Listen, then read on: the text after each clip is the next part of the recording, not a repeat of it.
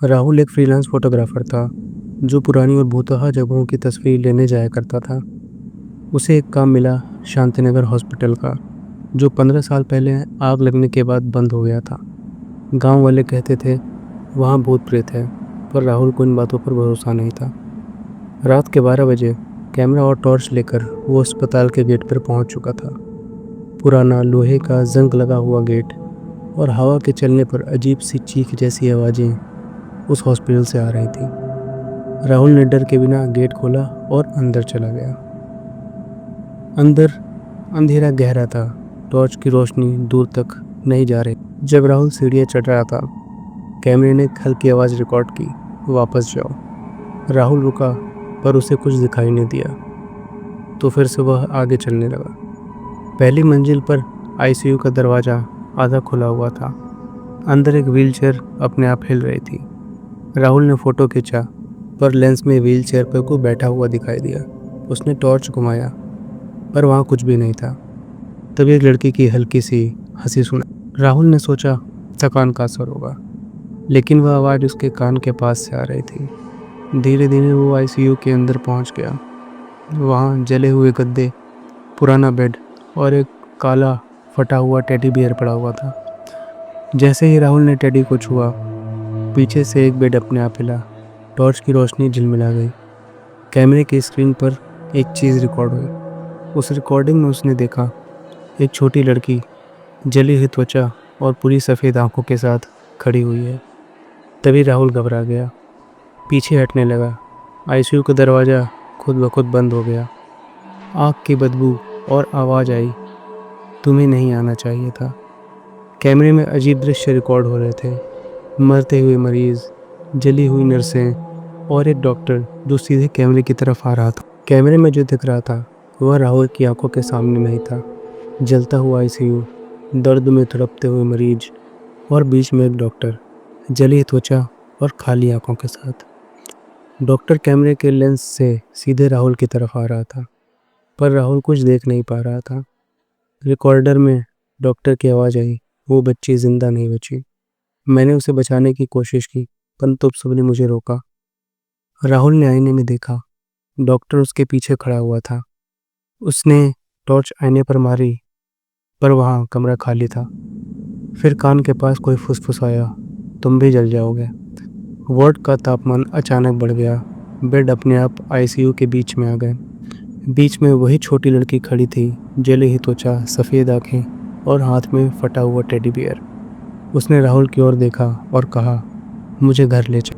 लड़की ने बताया, मुझे यहाँ जलाकर जिंदा बंद कर दिया गया था। डॉक्टर ने बचाने की कोशिश की, लेकिन तुम सबने उसे रोका।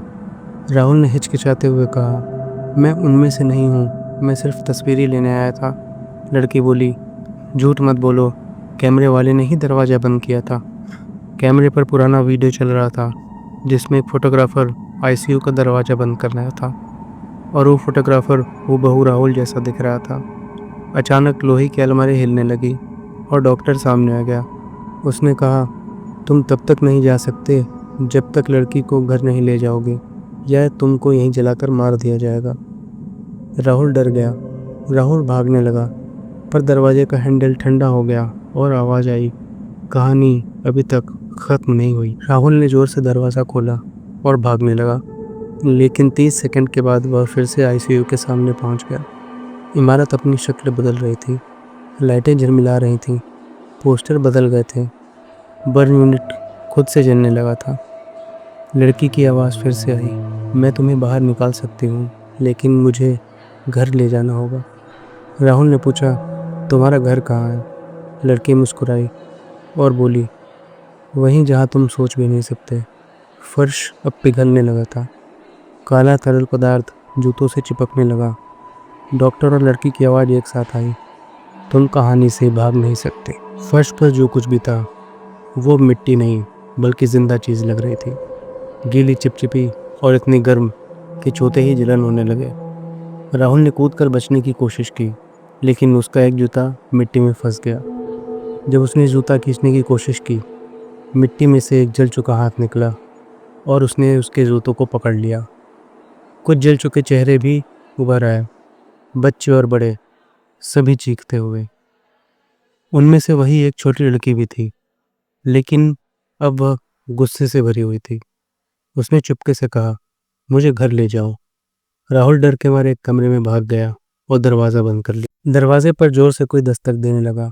राहुल ने पास रखा ऑक्सीजन सिलेंडर मजबूती से थाम लिया। दरवाज़ा टूटते ही अंदर वो डॉक्टर आ गया, जिसका आधा चेहरा झुलस चुका था।